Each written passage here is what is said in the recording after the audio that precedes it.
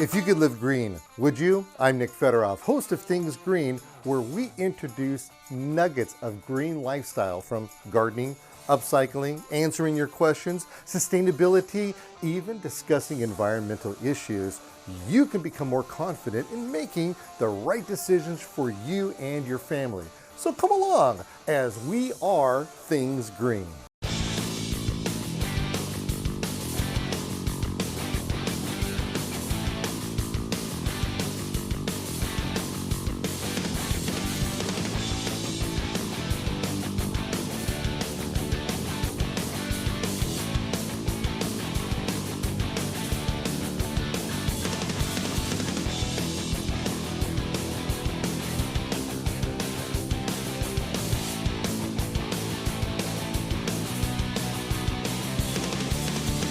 Things Green is brought to you in part by Southland Sod Farms, creators of genuine marathon sod. Pre-grown tall fescue grass. More information at sod.com. Dram Garden Products, makers of watering tools since the 1940s. Committed to saving water with handheld tools, hoses, and water wands. More information at dram.com. And that's the way you keep your plants moist. Hi, I'm inviting you to come down to one of the free home shows where I give free garden talks. All you have to do is go to my website, thingsgreen.com, to see when the dates and the venues are at. With continued support from Cole Tomato Cages, planting, growing, and harvesting. More information at colemetals.com. AgroThrive Liquid Organic Fertilizers, the science of organic growth. John Delmatoff Backhoe Service has been serving Southern California for over 22 years and is a proud supporter of Things Green. Buying it seemed like such a good idea at the time, but it's just not working for you anymore. No worries, we'll take it. Habitat for Humanity Restore. Donate today to help people in your community build strength, stability, and self-reliance.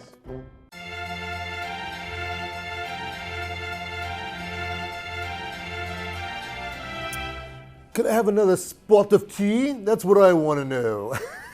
we are like in the tea capital of the world. It feels like over here. You come walking in and you get hit by this waft of just zen, I guess you would call it, wouldn't you? Yeah. Yeah, that's pretty nice. You've got a nifty place over here. Thank you very much for the invitation to come out here and expose the world of tea to our audience over here. I think it's going to be a lot of fun. Now, tea has a very rich history, and the way that I remember it is that there was some dude in China a bajillion years ago that was walking around in his garden.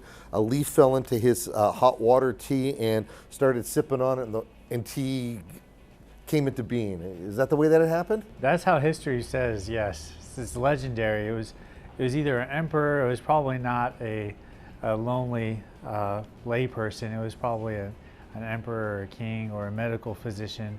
The legend has it that it was an emperor who was in his garden, or he was about to prepare for battle, and he was drinking his hot water because it's good for health, it's good for the qi, and a tea leaf falls in. And then that's how the tea was born. So that could be legend, that could be true, we don't know.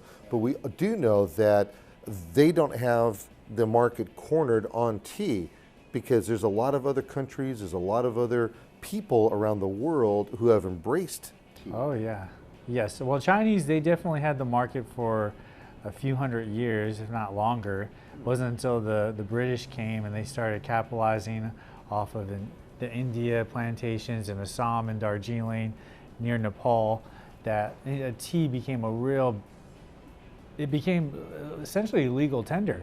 You know, as people went to war for tea. Well, the infamous Boston Tea Party here in America. What was that, 3% increase? Something ridiculous like that. Something like that. But it is really kind of interesting just to know that it has this rich history. Right. It's been around, as far as I'm concerned, forever. At least it feels that way. And once again, there's so many different cultures that embrace this whole concept of it. Definitely. And it's quite universal. Yeah, Yes. quite universal. So when I know we're going to be diving into a lot of different types of tea. We're going to talk about brewing. We're going to talk about just a menagerie of things over here today. And I think the first thing that comes to mind is, especially when you walk into the store, you see some help guides here for you to kind of get you going over here, especially if you don't know what you're doing. And let's just say, for instance, I am a beginner at tea. How do I know what to brew up and whether I should have something hot or cold? Right. So your body, the human body is at about 98.7 degrees. When you put ice in your body, it has to warm it up. So when you actually have cold tea, it's not as beneficial. The health benefits affiliated with tea, your body doesn't absorb it as well as a hot cup of tea. This is why it's, you know, the Asian cultures, they'll have typically a hot cup of water because then your body doesn't have to warm it up. But that being said, we're here in the West, everything has to come with ice. So some people like cold tea, some people like hot teas. Some teas do taste better hot than cold. Yeah. There are cold brews, people put the teas on ice. There's even teas like kombucha, you know, you're letting teas being fermented. Green teas, black teas, herbal, Tasanis. It's really, there's so many ways to do teas, and every culture has its own particular way. This is how my father did, this is how my parents did it, this is how my abuelita did it, this is the right way. And every culture, every dialect, they have their own way of brewing tea. Well, I remember my grandfather, I used to watch him when he had his tea, and he would take the water right off of the stove. I mean, it was still boiling, you could tell, and he'd pour it into his cup, and he would pour it into, it'd be loose tea in there, and he'd let it sit for a bit, and then you could see the steam coming up, and he's sipping it, and if it wasn't hot enough, he'd put some more tea in there. He'd put some more hot water. It's like he just couldn't get it hot enough. For me, I like my tea on the tepid side. So I don't want it to be too hot. I don't want it to be too cold. And I just want it to be in there. And I do myself. I fancy a lot of different types of tea and really enjoy them because they have, there's so many different flavors and such. Okay, so we're gonna walk into the store. The first thing we're gonna see is we're gonna see these big old signs over here. So let's take a look and see what these signs are all about. Awesome.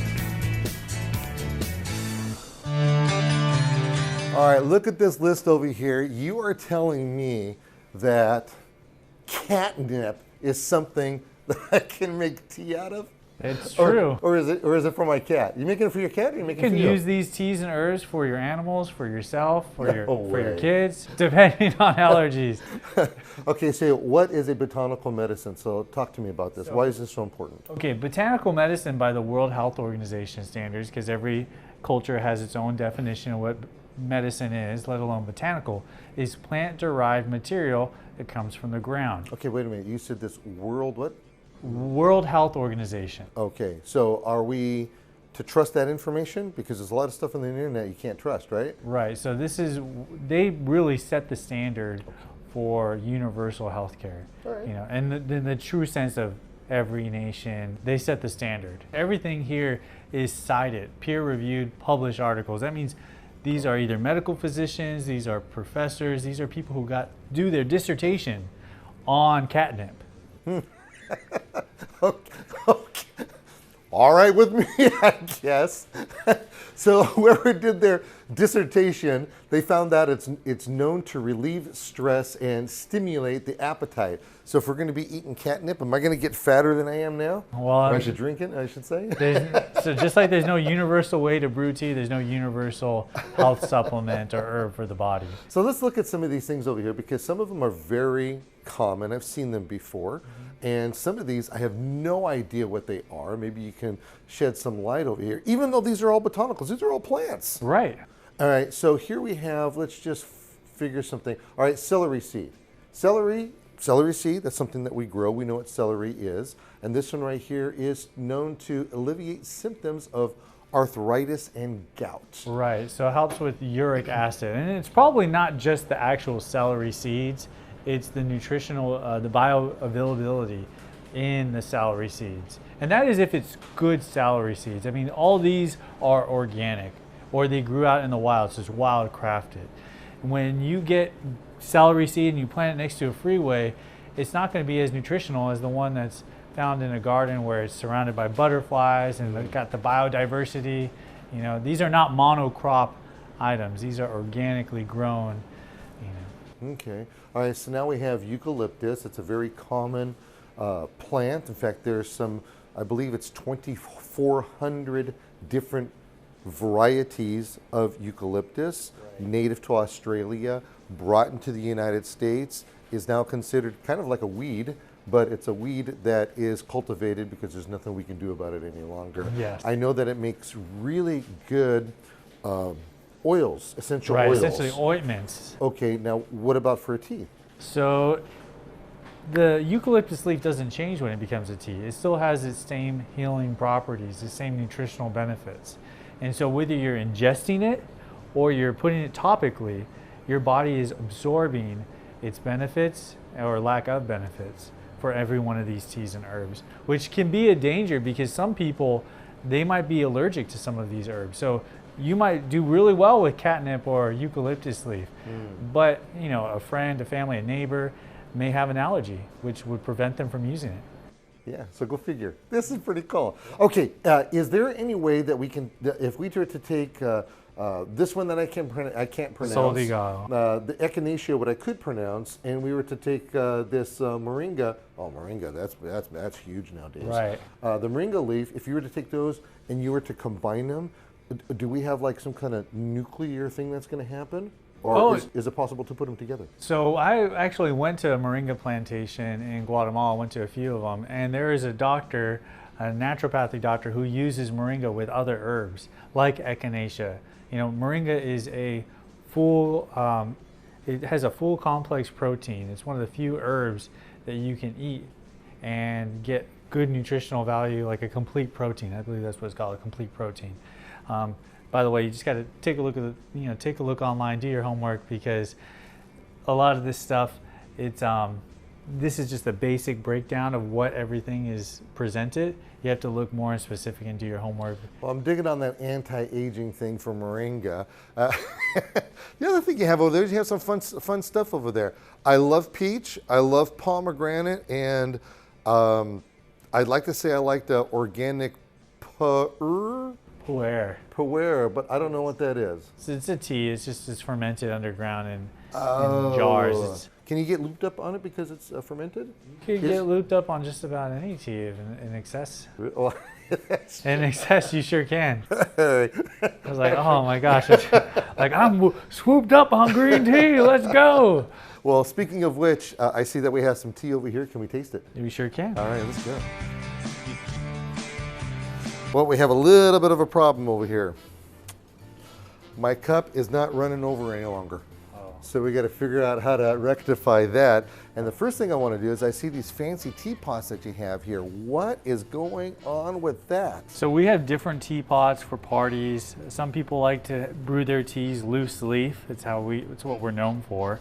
And so we get the tea, we put it in the pot, put the hot water in it, and it brews very differently when it's loose leaf than when it's in a bag. Why? Why? It's just how the leaves are opened up, the way they're washed, the way the water goes around. And typically the quality of tea leaves when it's in a bag is called substandard. You know, it's the little leftover bottom of the barrel tea. Really? Because really the tea in the West, here in the US, we're not known for importing high quality tea. Germany, Japan, those are the two biggest consumers for high quality tea. You know, China, they have high quality tea, but they don't import it, they just keep it there. How do you tell the difference then between a high quality tea and something that's not, other than the fact that one's in a bag and one isn't? Experience. Is that really it is? It really is. Well, it's true. You know, there's, I have had tea that is just super smooth. And then I have other tea that is real grainy and gritty. Right. And it could be the same green tea. So I was kind of just figuring what could have been either the way they manufactured it, or it could have been from a different part of the world, or who knows what, right? Right. So some factories, I've been to tea gardens, I've been to tea factories. Actually, I have videos on YouTube if you want to see all that stuff. It's really interesting. It's something people don't advertise because it's like, oh, this is our tea. It's from our tea place. It's like, no, it's only so many places you can get tea from. And how it's produced, how it's handled makes a huge difference. In fact, we specialize in organic teas. Okay. And one of the things that I thought was very interesting is that the way organic farmers handle their tea is significantly different than teas that are not organic. It's just really They're just not taking them off the plant, or the quality control, the way they take care of their workers. You know, so it's a big sustainability thing. Exactly. But it's so much more than the sustainability. When the consumers are supporting organic farmers, they're supporting not only healthy sustainability, biodiversity, but a lifestyle. You know, it's a culture. It's like when you go to a company and you eat the food and you're like, this was made with love. Then you can feel the same thing with tea. Okay. You know, grandma's cookies versus non-grandma's cookies. Non-grandma's cookies. Okay, we're cheating right here because I'm going to say that this is Thai tea, and this one over here is Citrus Sunrise, because I could see all the labeling on there. Thom black tea. But how in the world can you tell the difference between, I mean, if you were to put these together right here, I'm looking at this and I'm thinking, okay, well, this one got, you forgot to take the grass clippings out of here, and this one you didn't. How can you tell the difference of the tea just by looking at it? Yes, I can typically, not all the time. Real ways you actually, so these teas are dried, breathe into them, breathe in hot air, and it kind of wakes it up. You can smell the tea. So I'm gonna breathe into this. I'm gonna send my moisture into that. It's gonna wake it up, and you'll be able to smell it. So You are so making this up. I'm not. They're like a deep fog. Wow. Now smell it. Wow, that does wake up. It's a little tea secret if you want to be able to Hey, so I'm gonna do that with this. Now this right here does not go in your compost pile, right? No, although you can use tea leaves as compost. After they're used. Yeah. After. It's actually really You know, I don't even have to, I don't have to go any further than what I just blown on it just right now. The essence that were released in this are just permeating through my hands right now. Right. You could smell it. Oh my goodness. Well, we added safflowers in there and some marigold. Nice. But a lot of our teas, we don't do flavored teas. We do medicinal teas. So, you know, we get the moringa, so that's what we're looking at. ginger. So that's why when we come over here and we see all these things, we see all the medicinal properties of the tea, and we get to choose based on that. People love flavor. People go out of their way, oh, this tastes amazing, it's so great.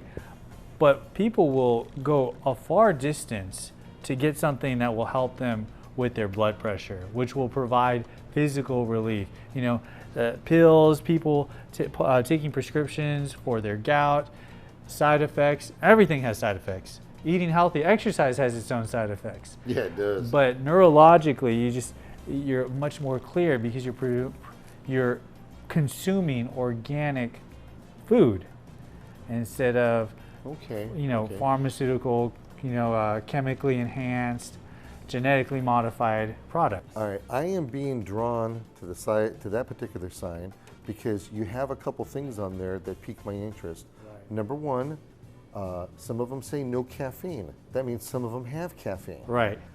So we want to know how do we tell the difference between caffeine and non-caffeine, other than the fact that you're going to get all wired after you drink one? Well, so some teas, they don't have caffeine, but they have vitamin B6, B12.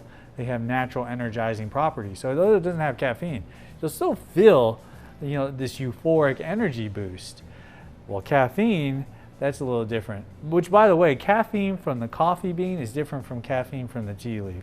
I understand tea leaf caffeine is actually a more, it's a stronger one, and it lasts longer as well. Typically, but it doesn't correct. Okay. I mean, there's always exceptions to the rules. It's how you ferment the tea. So this is a white tea. This is a white tip silver needle tea. It doesn't have as much caffeine as strong black tea, but depending on how your body handles the caffeine, it's really on a case-by-case basis. Okay. And some people could have really good coffee, just mellows them out. Others, they're wired. All right, let's nail one of these things over here and bring it on to this side because I want to see what we're doing. Okay, so you do have different types of containers. This is like it's cast. Right. And then you have clay, and then you have glass ones over there. Correct. And before we go much further, I've seen those flower teas before. Are those just ornamental? Is that real tea? It's not Camellia sinensis, but yeah, they're called blooming tea flower. Yeah, those are kind of cool, I have to admit. And you know what? And when you look at how intricate that they tie all that stuff together, whoever's doing that, they're not paying enough money. I can tell you they're not being paid enough. So a lot of them come from third world countries. You know, tea. Okay, so we have the tea. Now inside here, because we're dealing with bulk, we don't have the little bag thing to go up and down. So we have to make sure that we have a strainer, right? Yes. So we have the strainer over here. And the reason for the strainer is so that we don't get the stuff going inside to our water. So they get the tea leaves. And we get some tea right leaves there. over here. That's quite a bit. That's a I little was too going to much. ask, how much would you put in something like this? Just a little bit, huh? I put a lot because I drink it several times. You can rebrew this tea 5-6 times. Really? Really. Cool. I'll put that right there. Okay. It's your hot water. Now okay, so that's there. Put that in, and now, is it possible to burn the tea leaf with your hot water? yes, definitely. You can brew the tea. What you do, it's just brewed for just a second or a few seconds. You get the tea and you rinse it out. Think of it as you're taking the bath. You're giving the tea a bath. It's very white, very clear. This is called the first brew. So we're doing this intentionally right now. Right. Now let's do the second brew. We're going to put the hot water again. And this time, you're going to let it brew for a little bit longer. And this is a cast iron pot, so my hand is burning right there underneath. Got to be careful there, huh? You can let it brew for a minute, 2 minutes. Try it out. Again, this is the little taster tea. It's the first brew. Some cultures say that's the tea that you give to your ancestors, those who've passed away. Again, tea can be very spiritual. I personally believe everything is spiritual. Okay, here, so let's put the lid on. When do you put the lid on? Do you ever put the lid on? You don't have to. It actually okay. let it breathe out. Okay. But pour it out again. And you can brew it multiple times. So you can taste this tea, Nick. Let me know how you like it. And compare it with the first one. By the way, I don't know if you knew that or not. Whenever you around any kind of smells you don't know how strong they are, you need to bring them into you like this. Just don't go sticking your big old schnoz into the thing. So that's that tea. You have to try the first cup. And by the way, when you're drinking tea, if your palates aren't clean, like if you're smoking, you're drinking lots of sugar, that will have a negative effect on your ability to taste the quality. So a lot of wine drinkers, they make really good tea drinkers because their palates are accustomed to trying the different teas. Huh. Different you can actually have like tea parties and all that, right? No, we do. Nice. Private tea parties, after hours, before hours. Okay, because this was just seconds longer, I could have more of an essence that is coming through. Right, and we still have water here, and it's being brewed. I'll get you another cup, and you can try it. So. Okay. And by the way, don't drink a bunch of tea at once. You will overindulge in tea, and it's like having too many vitamins. It can give you a headache. Okay. So tea tasting. So don't OD on it. All right, what are these things? These are just little cold brew teas. The tea culture. This is a flight, so we have different teas for people to try, and people are becoming more open to tea. And so we'll be able to provide multiple options. This is a hibiscus tea. Okay, so none of this has sugar in it. None. Another. So you don't recommend doing that, huh? Now I know I didn't clean my cup, and I should have a cleaner one over here, but it's all right. That's the light. No, that's the light one. I like them both. Well, again, you can use your own tea leaves from your own backyard to make your own tea. It's not that difficult. In fact, people all over the world do it. Just make sure you're not using any kind of plants that are poisonous. You know, you don't want to make yourself any kind of oleander tea. That would be kind of a silly thing to do. But do your homework on that for those plants that are. You're actually pretty safe when you're looking at these plants that are over here, because many of them are common. I mean, you have rose flowers over there. You have rose hips, you know, high in vitamin C. In fact, one rose hip has more vitamin C than a whole orange does. So you could take that, put it into your tea. A cup of tea. Oh, just so nice. Well, you know, we could obviously spend a lot of time here. In fact, I'm thinking about nailing some of these other ones over here, trying them out. This one right here was one was kind of calling my name because I've never seen that before. Oh, it's our golden milk. Okay, but I appreciate you again having us come down here and seeing and introducing us to the world of tea. This is the most famous one. Really? It's turmeric, ginger, and cinnamon. It's an Ayurvedic herbal remedy. You Google golden milk. I'm pretty sure you made that word up. Or Ayurveda? Yeah. No, I was in India for a month studying Ayurveda. Like, it is an ancient Hindu medical practice. It's a powder, not a tea leaf. Oh, no wonder it's not working. Hey, thanks a lot. I appreciate it, man.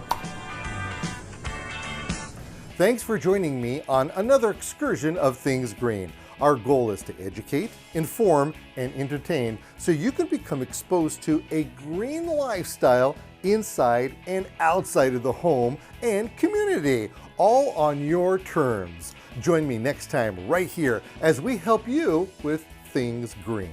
Things Green is brought to you in part by Southland Sod Farms, creators of genuine marathon sod. Pre-grown tall fescue grass.